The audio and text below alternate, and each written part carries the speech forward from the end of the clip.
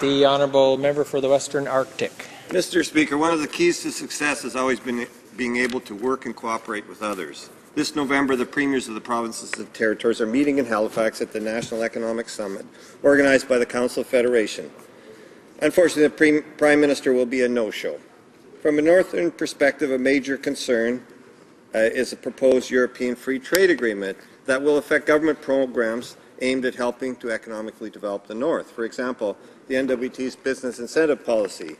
The business incentive policy gives preference to registered northern businesses in the Northwest Territories for the government's purchase of products and services. This policy applies to all contracts entered into directly by the government of the Northwest Territories. Under the policy, the government of Northwest Territories supports the creation and growth of competitive business as a foundation of the Northwest Territories economy and will, when purchasing goods, services, or construction, provide an incentive to NWT-based businesses in a manner that recognizes the higher cost of operating businesses and manufacturing products in our territory. This encourages Northwest Territories-based businesses to create employment and develop necessary experience and business skills and complies with any intergovernmental agreements to which the GNWT must adhere. It's the last bit that concerns Northerners.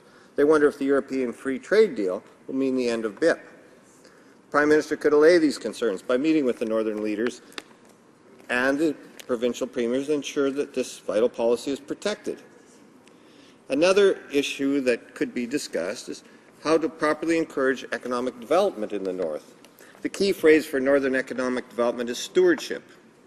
Northerners know that economic development in the North means, for the most part, natural resource development.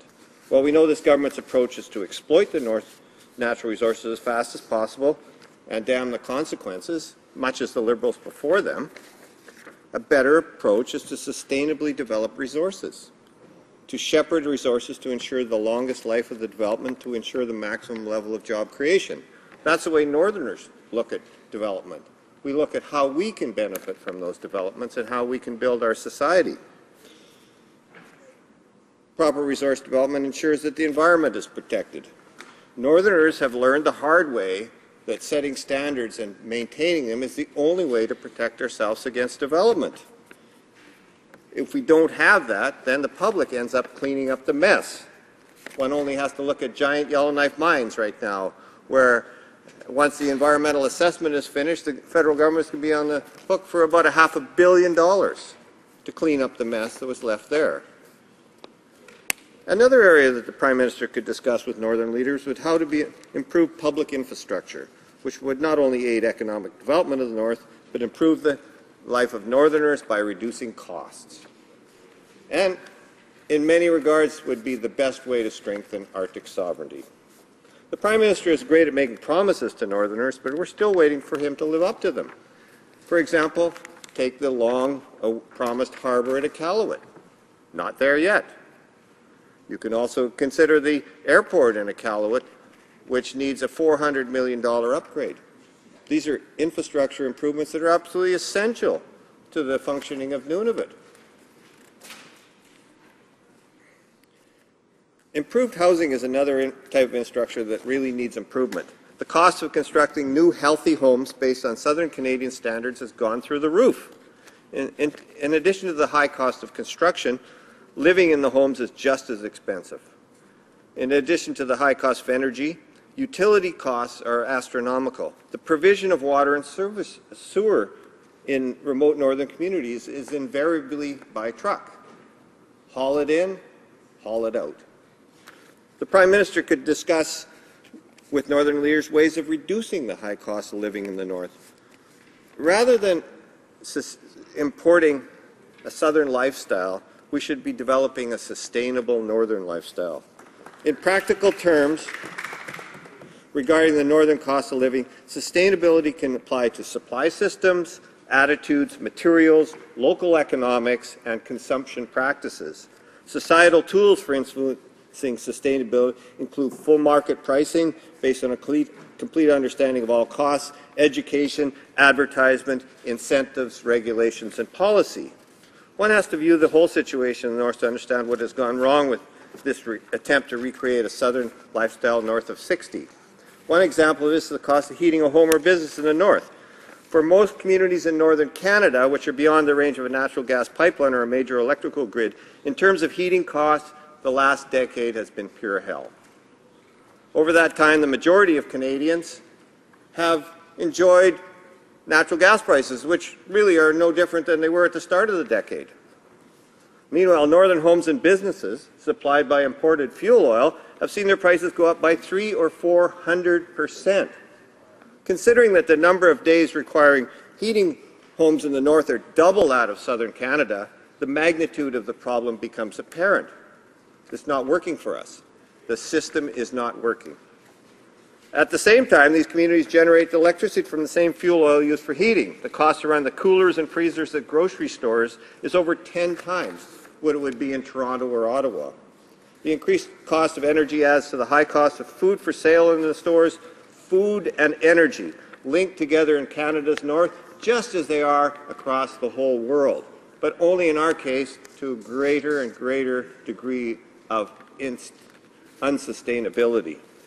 Transportation of people and goods and energy is another area where cost surge from high energy prices has been an Achilles heel to the southern lifestyle imported to the north. In the north, distances are great and roads are poor or non-existent. Air travel is based on low volumes, small planes, and high prices. It can cost you more to fly from Edmonton to Yellowknife than fly from the Alberta capital to Europe. The already costly petroleum needed to heat homes, generate electricity, and power automobiles goes up even more when the high cost of northern transport is added in. These high transport costs are reflected in the high cost to purchase food in the north, which is imported from the south. Yes, Mr. Speaker, there's many things that the Prime Minister could meet and talk with in public with our leaders from the territories, from the provinces. Many of the problems that northern provinces have are the same as what are in the northern territories. We need discussion. We need support to come up with better solutions, solutions that promote sustainability rather than promoting subsidized lifestyles that are at a great risk at all times. Mr. Speaker, you know, there's been a call right across the country for a national energy strategy. From provinces, from the industry, from people on the street, they're all saying, why don't we get together on this? Why don't we act like other countries in a sane and rational fashion and form the vision of what we have for a Canadian energy system? Why is this Prime Minister not willing to meet with the premiers who have indicated themselves that they want to do this, that have pushed this forward on their agenda? Why is the Prime Minister not able to engage with the premiers on this issue? Why is he content to leave it alone? This is not the way to govern. It's not the way to govern this federation. We need the Prime Minister to actively engage with the other leaders in this country. We encourage him to do this through this motion today. We plead with him, this is better for the country that you do this. Mr. Prime Minister, I hope you're listening today to this debate, and I hope you recognize the importance of the debate that we're having and why this party is putting this forward at this time. Thank you very much. One question. Questions and comments? The Honourable Minister of State for Transport. Thank you, Mr. Speaker. I listened to the member intently. Having visited his riding several times, including last summer, I have to say that it is a beautiful riding with wonderful people. But the NDP policies do not seem to be consistent with the desire of the people of the North.